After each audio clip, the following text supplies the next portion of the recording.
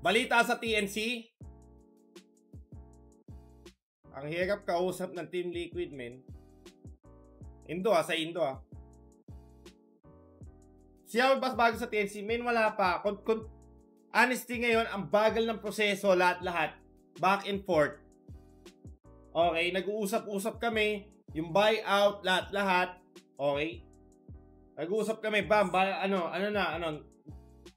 conversation pa lang, usap pa lang, men. Magtayo gumawa ng assumption, men. Okay. Kay Coach Sheb, kinakausap ko na si Coach Sheb. Tatanong ko kung pwede ko makausap yung Onyx. Potential to buy, Kyrie and Coach Sheb and Ethan, Yawi.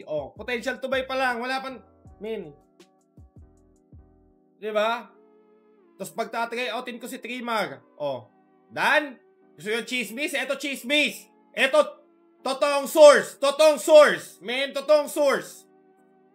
Mga pinagsasabi niyo dyan na naghanap na naman ng laganap at gigil. Totoong source. Pag pa tayo gagawa ng istorya, pwede ko naman sabihin lahat ng gusto nyo sabihin ko. Diba? Tanungin nyo kasi. Tanungin nyo ako, dogs. Sino ba yung... Potential pa lang, guys. Potential. Discussion pa lang. Nag-uusap pa lang dalawang partido. Usap pa lang. Usap pa lang. Kinakausap ko din AP Bren. Pag hindi nag-go... Pag hindi nag-reply sa akin ng Onyx, AP Bren, Kyle, option. Sana maganda yung presyo.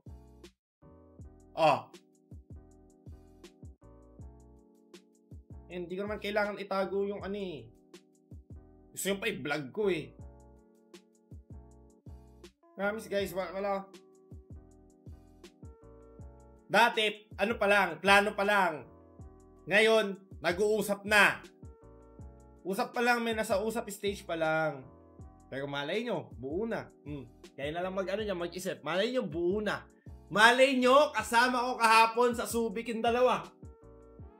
Malay nyo, kausap ko Sir AJ sa AP Bren. Potential buyout kay Kyle.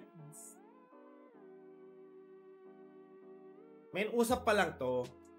May balak ka sa mag-HOK? Wala! Ina mo! Ina ka pa, Spam ka ng spam Guard, pakilabas nga yan! Walang pumapansin